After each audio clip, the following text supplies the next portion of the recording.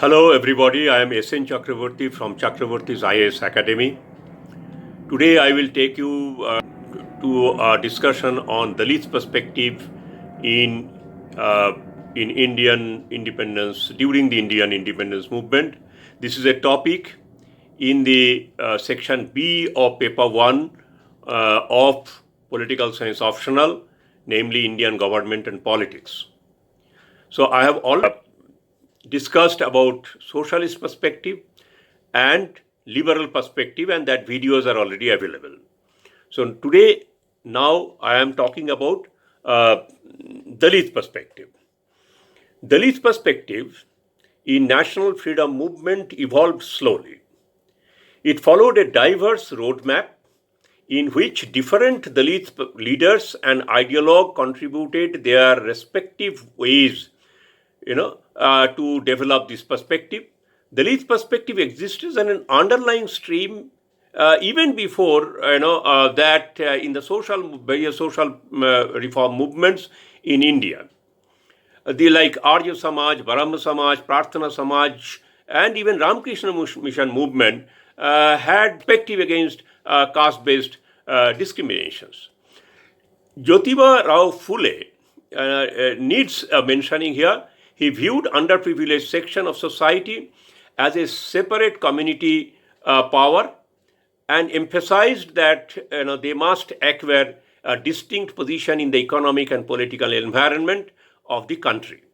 He stressed on the importance of education, an essential requirement to regain their status in Indian society. He started Satto Sodhak Samaj in 1873 in Maharashtra, mainly for educational uplift of the underprivileged groups of at that time the term Dalit was not so common use in discussion. So therefore it was called an either underprivileged section or Sudras. It included women, lower caste, and other excluded or deprived sections.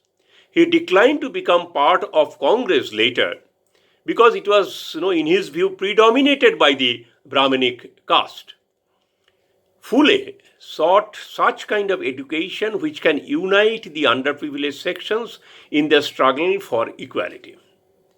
This was followed by Sri Narayana Guru's movement against the injustice in the caste-ridden society of Kerala in order to promote spiritual enlightenment and social inequality.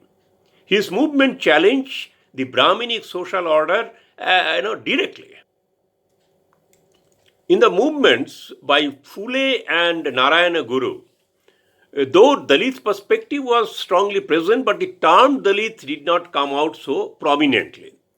Justice Party, much later, formed in 1916 by C.N. Mudalar, P.M. Nayar, P. Tyagaraja Chetty, and others, demanded reservations of jobs and representation of non-Brahmins in legislature.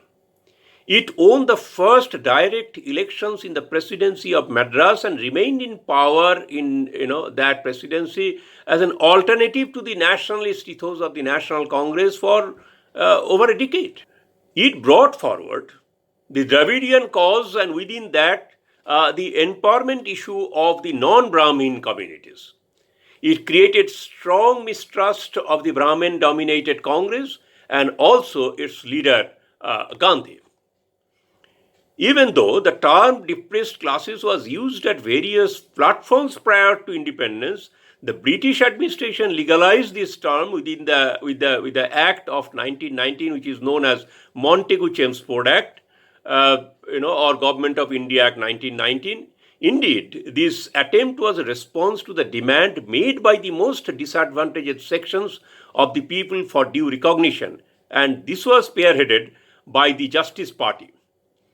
Meanwhile, E.V. Ramaswamy Naikar, popularly known as Periyar, left Congress in 1925, and that became a turning point, for many reasons. So 1925 also Ambedkar would be coming in a very big way. On the ground, Ramaswamy Naikar or Periyar left the party because he alleged Congress party was serving the interest of the Brahmins and started, self-respect movement. He popularized the concept of Dravida Kajagam. Eventually, he associated himself with the Justice Party sometime in the mid 1930s and then led it to change to be the Dravida Kajagam Party in 1944.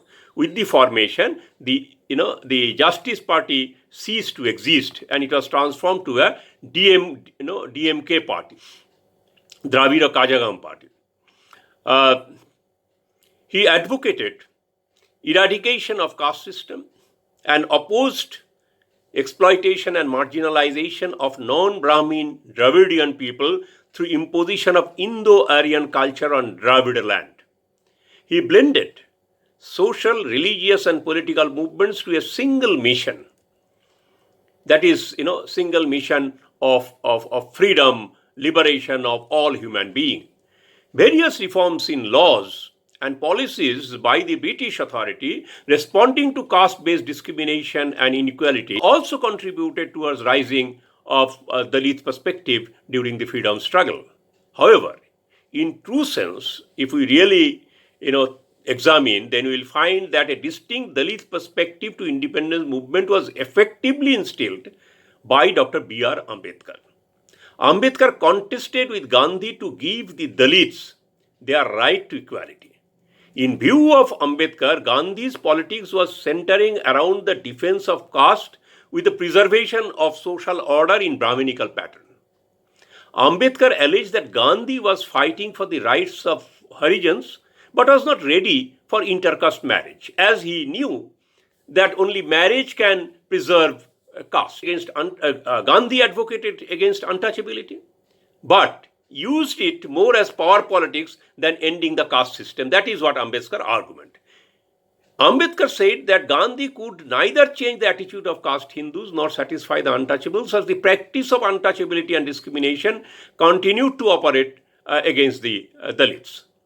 However, Gandhi held his own view about caste and social equality. He formed Harijan Sevak Sangh in 1932 and started publishing a journal, namely Harijan. He mainly aimed to abolish untouchability, and he found that through this movement he can also eradicate caste system. That is his belief. But Dr. Ambedkar, on the contrary, persistently campaigned against the sanction of caste system based on birth by the Hindu religious scriptures. For him, Hinduism based on the Vedas, Smritis, Shastras was responsible for the system of caste, the outcome of which was exploitation and oppression of a section of the people in the name of caste. Inequality in Hindu society, as per Ambedkar, prevents the progress of individuals and in consequence affects progress in society. The same inequality prevents society from bringing into use the power stored in individuals because of the caste discrimination and exclusion. These inequalities should be replaced by equality. That is what Ambedkar wanted. Following Phule's ideas, Ambedkar also asserted that Dalits need to be educated and unite to crush the Brahminical order and lead the freedom movement. So that is what Ambedkar emphasized, that Dalits should lead the freedom movement. He argues that only when agitation begins in the real sense can the Dalit be able to attain power and win the movement against exploitation, and then only can the Dalits live a life of equal status and dignity. He strongly demanded political status of the Dalit community, which culminated in Pune Pact in 1931. He formed Bahiskrit Hitkari Sabha way back in 1924 and published a journal named Bahiskrit Bharat in 1927 onward. He expressed strong reservation against Marxist class analysis also. In his view, caste dimensions exist strongly within class-based movement too. Since caste is a social clause, it does not automatically disappear on the establishment of socialism. There has to be a conscious effort to eradicate caste system from society, whether it is socialism or any other form of society. Hence, he could not subscribe that Marxist classless society is equivalent to casteless society.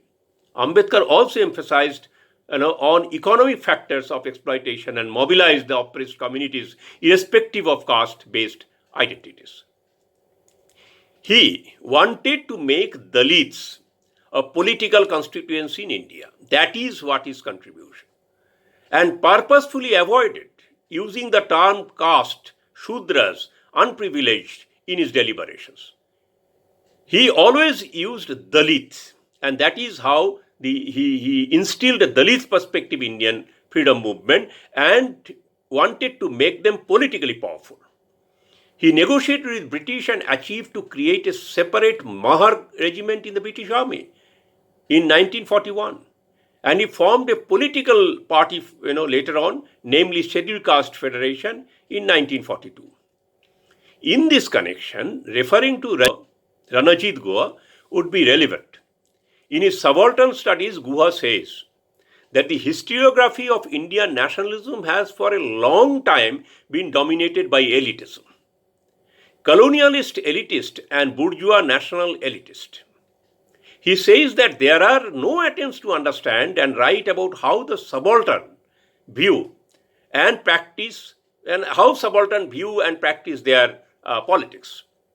A parallel subaltern domain of politics existed uninfluenced by elite politics and possessed an independent self-generating dynamic. That is what Ranajit Guha expressed. S.N. Gaikwad states that Ambedkar may be anti-national in the sense of caste debates. However, he was correct in rejecting the elite hegemony.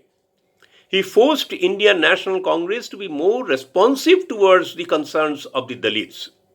He held that there is no justification for the Gandhian theory of patriotism as it means submission to local tyrants. A major limitations, however, of Dalit perspective was that it had been all through personality-centric idea and approach.